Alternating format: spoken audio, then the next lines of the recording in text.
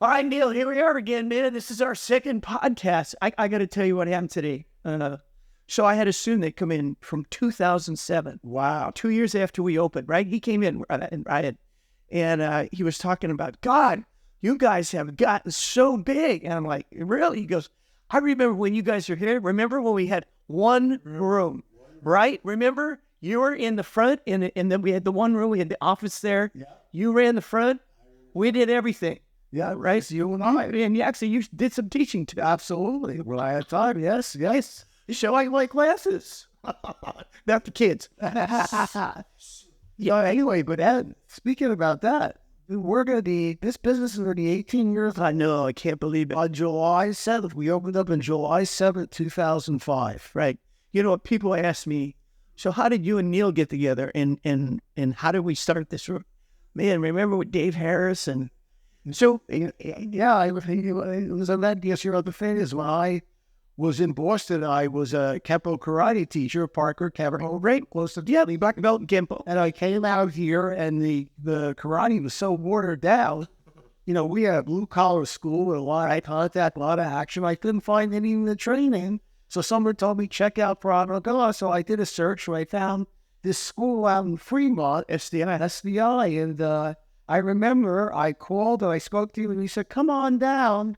And I went down there, and there's Ed Pepper, unbelievable. Conan, this is such badass stuff. You're going to love it. I can tell you're the perfect guy for it. I went home, got myself, I was back there that night for my first class. That's right, man. I remember that. I remember you, you had a student coming in, just a dyer. Okay, come on, man. Listen, I love this, you know. But it was so fun, right? And then one day, Ed said to me, you know, you seem like you have a lot of time in your hand. You're retired. I said, yeah, I got to retire at a young age. I'm unfortunate. He said, hey, you know something? I should be in business for myself. I should have my own school. Let's open up a school together. And I thought to myself for a couple of days. Remember my dog, Wolf? I had a long talk with him. He said, what do you think, Wolf? Do you think it's a good idea? And he gave me the nod. I said, okay, let's give it a shot. You know, it was almost like a hobby school for me. And sure enough, it worked. You remember we had Dave and Wolfie, your dog. What a dog. You know, it was great. He was our first mascot. Huge dog. Yeah. Was an holy dog. What, no, he was half part mastiff? No, but his mother was a Rottweiler bull mastiff and his father was a German Shepherd. And Wolfie saved my life on a number of occasions on the East Coast. Yep. I owned and managed a lot of property in gang-infested areas, and quite often Wolfie would come to my rescue. We'll talk some of those stories in the future. But, you know, it's amazing to start a business with one room, with just two guys doing everything. And here we are, 18 years later, with this thriving, incredible school with Krav Maga and Muay Thai, 5 fitness programs and combat aikido. And we've really, literally trained thousands. And I was just going to say that. How many people have come through our doors? Thousands. There was absolutely no doubt about it. It's really something to be proud of, because with all my past businesses, thank God they did extremely well, and I made quite a bit of money. But this is the first business that I think I've really done good stuff with. And your whole life have been in this industry, and this constant feedback about Ed Pepper, and Ed did this for me, and Ed did this for me. And when I was going through one of the worst times of my life, Ed did this for me. But I really never had that. I was in the nightclub business, getting people drunk and making money, and managing properties. And when you're a landlord, there's an honor, no good deed goes unpunished. It's probably a lot of fun. Right. But in this business, it's extremely gratifying, because not only do you see people who physically improve, you see people who mentally improve with self-esteem and confidence. Yeah. And I think this is the key to you, who is the spiritual and emotional engine of this business. You have that ability to connect with people and get the best out of them. I'm the other old guy. Yeah. One thing I remember this is funny when we talk about starting a business, and our partner, Dave Harris, who was a sheriff. Yeah. So we started this business, and, we thought, okay, great, let's see what happens, right? but you were the first guy I've ever gone into business with that said, hey, listen, part of the business, I got to have my dog. And you know what? People go, wow, is that your dog? I go, no, that's my partner's dog, Neal. And it's amazing how many people go, wow, it's different than most businesses where we actually have a dog that it's kind of like our mascot. We've had a dog since when we've been over. After Wolfie was Zev. Zev was one of the most incredible German shepherds ever. And now we have the famous Buck, who's Zev, and then we have Whiskey, who's Jenna's dog. So we learned a lot from our dogs in our day. Wolfie was of the dogs you had. Wolfie was my favorite. I mean, he was a phenomenal dog. I mean, just a warrior dog. I had a story about that, but I think Wolfie really liked me. We used to have a wild, and man, we'd go on the floor and I'd throw stuff and he'd be like a puppy. Yeah. And I remember bending down one time and I threw something, I went to pick it up and he headbutted me, man. That was, I saw stars, man. That dog was just amazing. But it gave us more, it made it feel more homey, you know, with your dogs here. If people were saying, wow, you guys really have dogs, and they wanted to, you know, pet the dogs and stuff like that. But it really made it, we're a different organization, a different business, you know, and I've always wanted the business to be where we help people. Yeah. I mean, yeah, you're the business smart guy, man, you know, and you say, hey, here's the deal. I'm going to run the business. You do the training. And we've done very successful with that on that, right? And, you know, the thing is, if you think about it, when we first opened the door, we were strictly a Krav Maga school. Right. We were the number one worldwide Krav Maga school in 2005. Okay. And we were there. That's right. Remember we went down for the award, the award off with the number one school in the worldwide organization, right? Within our first year. Yeah, it was 2005. Yeah. And then and I remember that, but it was different. Yeah, you know, I gotta say that, you know, worldwide was a great organization. It's a real good organization. You know, you went there for many years to SDI. Right. You earned your black belt to them, right? And they're just great people. You know, Darren Levine and John Whitman, right? And Michael Margot, and these were all Sam Blade. And my favorite though was Marty Levine, who unfortunately passed away at a young age. She was a warrior all the way, and she just was the heart and soul of that organization. Yep. And I also may her soul rest in peace. And y'all agree. Young and Love, we trained with him too. Yeah, and you know, Neal's a great guy. One of the guys that influenced. Yes. And you know, the thing is, we really, I think, really discerned ourselves by making our facility and our teaching institution open to anybody. Anyone can walk through the door in this school and feel comfortable. And our motto has never been, you have to get up to my standards. Our motto is, you're the most important person in this business, in this school. And our job is to bring you up to your potential. That, I think, really has set us apart. You never see what we used to call the martial arts business, the chesters. So those guys in the side, and they just look people over and give them dirty looks. We don't act like that. Our job is to get you up to your greatest potential. Doesn't matter what your physical shape is. Doesn't matter what your past has been. Our job is when you come through the door, you have a clean slate, and we're going to get you up to the level that you want to be at. Yeah. And even push you to a higher level than you think you can be. You know, it was funny when we started in 2000. Like you said, we were only Krav Maga. That was it. Yes. That was it. And then we made a big move, and someone came aboard named Giovanni Jordan. Yep. Who is a genius when it comes to fitness programs. And we started a fitness program, and then we had our Taekwondo program. Remember that? A while. We had an MMA program. Right. It was headed by Kieran Fitzgibbon, right?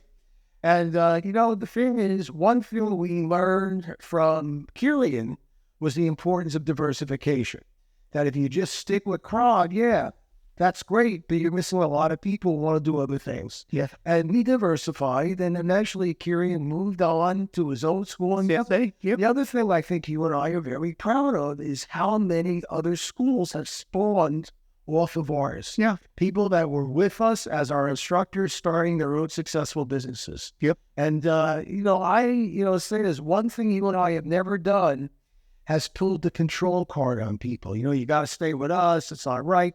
Hey, if we can help people get up, start their own businesses, which is extremely difficult, and teach people good stuff, that's the greatest compliment you can have as a businessman. Yeah. It doesn't have to, all the money doesn't have to end up in your pocket if good things come about from this particular tree and it branches out. I think the people would like to know, remember, how long did it take us to find a place? A year, almost a year. Yeah, it was a long. But remember, we found this place. Yeah. And, the street down here, Aldo Street, is named after our landlord. Yes. Right? Yeah. And when he was a great guy, when he passed on too. But I remember coming in this whole building. Remember what was in this building? Yeah. What was it? Antique cars. And how many antique cars? Who knows? Oh, I know, 100 at least, 200 at least. And in the owner, Aldo Bertolotti, yeah, had cars from the early 20s, 1800s, and they were all pristine. Remember the ones he had from the Great Race? Yeah. The first American race across the United States. Yes. He had one of the original cars. He had the biggest collection of Pierce arrows. And, one of the greatest blessings, when you're a business guy, you have two big costs when you're setting up your business. It's your lease and your payroll. Yeah. And when you're blessed with a great landlord, we are, the Bertolottis, are the top of the landlord world. I mean, these are just great people who have supported us through COVID and one thing after another. They are like a solid foundation that we built our business on. They're great family. They're just great people. We're so blessed to have. Right. But it was funny. I know people don't know that, but when it's kind of neat to talk about it, where I've never seen some of the cars, Stutz Bearcat. I've never seen one live. And there they were, right? Or Etsy had most of them were just they're all pristine, but seeing the Model T Fords and all these cars, I mean, Stutz Bearcats. And so it was kind of neat to see. Yeah, hey, it's we're really fortunate to end up in this place. And it was a lark. We couldn't find the place, and then all of a sudden, we had this realtor. His first name was Walt. Rotary. I remember Walt. Lottie. Well, and then John mentioned, hey, I got, I bought a building for my cars and I have some empty space. 2 days later, we were ready to sign the lease. Remember? So our first floor was carpeting. Yeah, wasn't it? Yeah, carpeting. We had two. We had carpeting and then carpet tiles, and then we had spongies. Yeah, spongy rubber stuff that didn't last. Then we had, and now we're on our third rubber floor. Right. So it's really great, And the thing is, the way we grew, we went from just Krav to Krav fitness, Taekwondo, Muay Thai, MMA, and then we added MMA, and now it's incredible. We have probably one of the biggest Krav programs in the United States. We're licensing all kinds of other schools. We are also adding. We have 5 fitness programs now. Yep, which is incredible. So we have classes all throughout the week from morning to evening, and we just have something that's for everybody. The other thing too is we made our business plan accessible to anyone. Anyone can walk through this door and afford to train. Right. Okay. Our memberships are the cheapest in the area. We don't have contracts. We're not looking to tie people up in long financial arrangements. If you want to train, you pay. If you don't want to train, you're not going to pay us. This is the way it works here. And we're gonna earn your money, and we're gonna keep you here by giving you great stuff. And that's what we always live by. And our 2-week free trial is the best interest there is. And that's one thing we've always done. We've never not given 2 weeks, right? Always. I remember when we first opened. You know what we never done? We never took pictures of the original place. Yeah. I wish we had that. Well, that was kind of dumb on our part. You know, what was cool, I was looking at class the other day, and I had 22 people in class. And I was going, God, this is a small class today. Small class. The very first class we had here, what did we have, like 4 people? Oh, yeah. I still remember the first week. The first month we were open, we signed up 8 people. Yeah. And then by February, we opened up in May.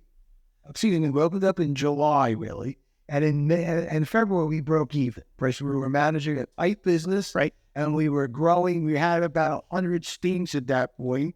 And then, Giovanni came along and we got a lot of fitness people in.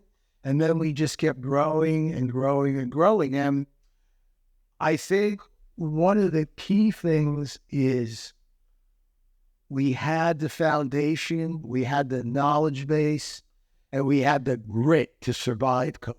Yeah. Oh, that's a whole new. We got things to talk about. That's down the road. But I mean, some of the questions people have asked me is, what kind of classes did we do? And we covered that. Yeah, 5 people in a class. What organization worked with? We worked with Militich. We worked with Militich. We worked with Master Toddy for Muay Thai. Right. We worked with, of course, Krav Maga. Right.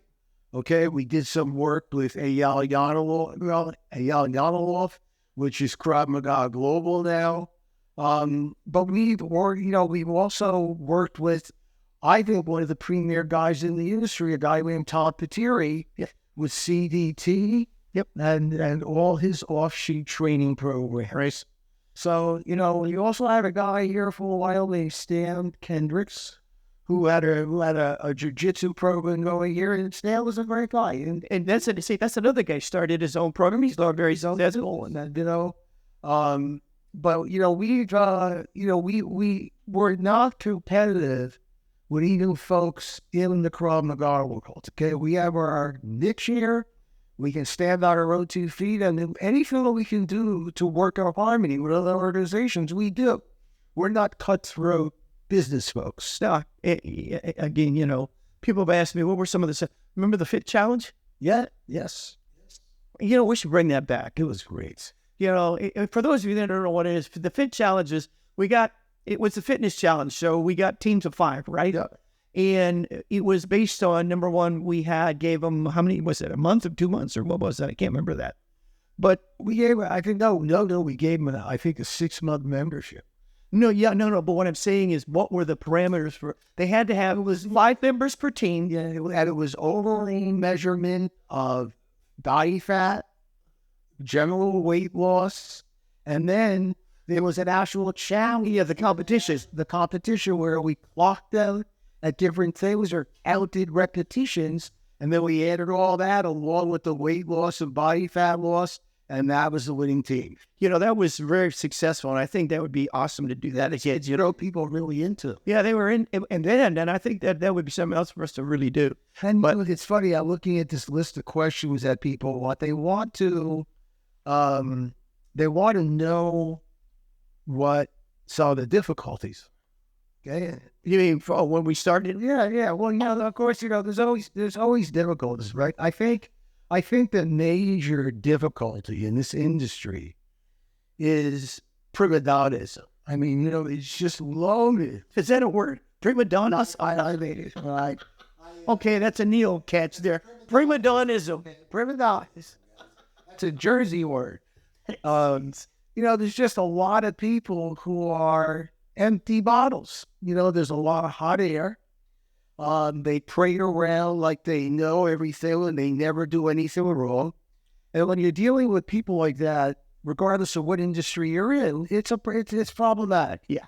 Because there's nothing wrong with someone making a mistake, acknowledging and fixing it. The problem is when people have no clue they're making a mistake, and when you tell them they are, they insist everyone else is wrong and they're right. Yeah. And we've had a number of those people in this business, and luckily, because we have a core crew, we have survived them, and unfairly strong on firing people. We've always maintained an Allen Bird employee here, and when someone doesn't fit into that, they have to go. And because we have a very strong business organization, we have a very strong training organization. But I think you should talk to some of the difficulties on the training end of what we face. Well, when we first started, I tell you what the big problem was here, and it's still kind of a problem, but remember all the semis that used to park on the street? Yeah, yes. Right? Remember that? I mean, how many trucks on Yeah, they used to take up all the parking. We have, If Florida Police helped us out. 20, yeah, and the reason why they helped us out, remember, is because we taught a law enforcement program, right? For law enforcement only, and I taught that every two Monday and Wednesdays. And so we had a problem of parking. Everybody goes, oh man, you're parking. It was terrible. Yeah. All the semis would take up 5-6 parking spots, right? So we finally, we asked the Santa Clara PD to... They looked into it. They didn't do it just because we helped. They looked into it. They saw it was a problem, and they put up signs basically saying, there's a time limit and there's a size limit to park cars. Yep. Yeah, they're 100% right. I mean, this isn't a truck yard, right? It's a public street. Right. People need space and park. Right. It was, yeah. And then again, what were some of the other things, is our classes, right? Decide when we had time for classes, how many classes do we have? Because we didn't, when we first started, we had 2 instructors. Yeah. Me and you. Yeah. And then we slowly but surely added instructors. Yeah, and it's all businesses have the growth pains, but I have seen, and you saw it with SDI, what happens when you expand before you're done. Okay, this is one of the the graveyards of small business all have similar headstones. I was doing great until I expanded. Okay? And that's one thing we never did.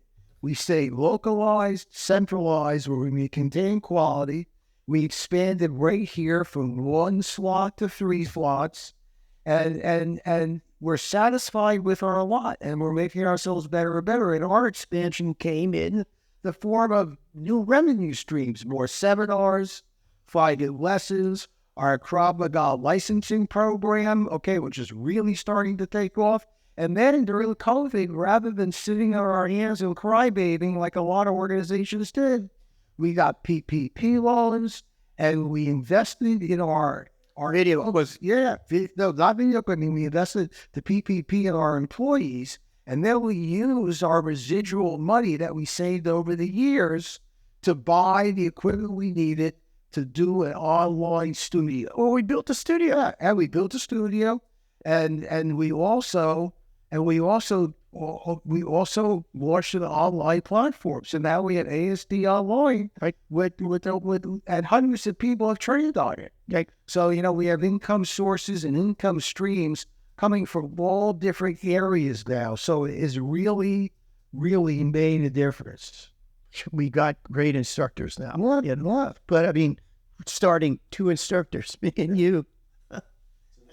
Yeah, I don't remember getting here in the morning, and I get home late at night. And man alive, I remember on Fridays, because I wanted to go to synagogue for the Sabbath service, I would just hope no one would come in for that 6 o'clock class so I could go to services. And sure enough, it happens every 5. We'll be about 4 to 6. I look at Wolf. I go, Wolf, we're starting the weekend early. Let's go. As I was saying, the door would open, and 1 person would come in, or 2 people would come in, and I'd be stuck here at 7 o'clock. And but then say, when you start a business, this is what you got to do. The thing is, people all want to be the business owner. They all think it's the place to be. The owners are the ones who have to be there no matter what, and no matter what the situations are. And, it's funny. I hear these stories about all these guys we do business with. Yeah, during COVID, I actually took a pay cut so I can keep my employees working. Well, Evan and I took the biggest pay cut because we took the 100% pay cut. And, because we're dedicated, we believe in this organization. Okay, we believe in it, and we're dedicated to it. You know, as we used to say in as we used to say in New Jersey, talk is cheap. Put your money where your mouth is, and that's one thing Ev and I have always done. Whether it's upgrading the facility, whether it's adding new software programs, whether it's adding new staff and developing new management and developing a chief suite of a COO and chief instructors. We've always done that. We've invested in our business rather than putting the money in our pocket. And that, I think, is why this business is where it is. It's one of the key factors. We reinvest in our personnel, in our facility, in our dream, and it makes a world. And I'm looking here, you know what? July 7th is going to be our 18th year anniversary. Yeah, July 7th is when we opened up. Wow. Yeah, July 7th, 2005. Yeah. And, you know, people ask us, what's in the future for ASD? I think the future of ASD is bright. I think it's getting better and better. I think you mentioned we have the best staff now we've ever had. By far, best Krav staff, best Muay Thai staff. Fitness staff is unbelievable. And as far as the front office, we have a young lady named Gemma Cruz, our GM. Billy is the future leader of this company. So we are making plans for ASD to survive into the long future, God willing. And, you know, as far as legacy goes, I think the fact that we've created something that's going to live on, that's going to do great things for people, especially in this day and age with what's going on, people need to learn how to defend themselves. If you're a victim and you act like a victim, you're going to be a victim. It's crazy, Tony. Yeah. So, you know, what we're doing now is helping people look better, feel better, and be better. And now we're giving them that great gift of life. As Amy Litchenfield, the father of Krav Maga, said, so we can walk in peace. You know, without peace, you have nothing. It's even a bigger issue than everything else, where money, health, everything across the board. Peace, if you do not have peace in your life, it is not a good one. So this is, I feel, our ultimate mission is anyone who comes through this door, we're going to make a better person, better father, a better mother, a better business associate, a better teacher, a better friend. And most of all, we're going to give them the ability to stand up and defend themselves and be able to walk in peace. I think that's our legacy. Wow. I don't have anything else to say. That's great. Yeah, so we've come a long way. I mean, a long way. I mean, still have the dogs. Yes, even the Lord still have the dogs. We still, by the way, you know, I remember when we put the bag system up. Yes. Do you remember how many people came in and said, "This is amazing"? Yeah. And the guy that invented it, Yeah, he put Jim Britcher. Jim Britcher. Yeah, I remember that, right? And yeah, but we still had that system. Yes, 18 years later. How many bags have we put up, man? It's amazing. Well, I think we should end this with a congratulations for each other. You too, buddy. That's awesome, man. Okay. All right. Well, then, that's cool.